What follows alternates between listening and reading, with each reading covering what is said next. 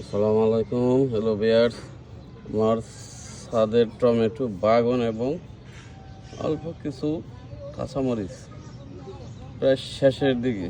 Tomato মরিচ মোটামুটি এক গাছে মোটামুটি 250 গ্রাম খেয়েছি,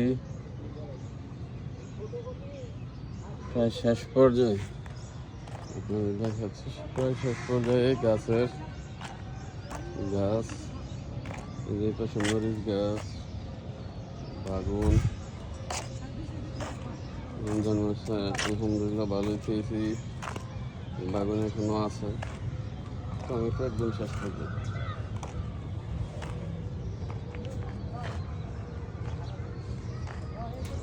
ফুল প্রায় শেষ, এই পাশটা আছে গোলাপের কিছু গাছ।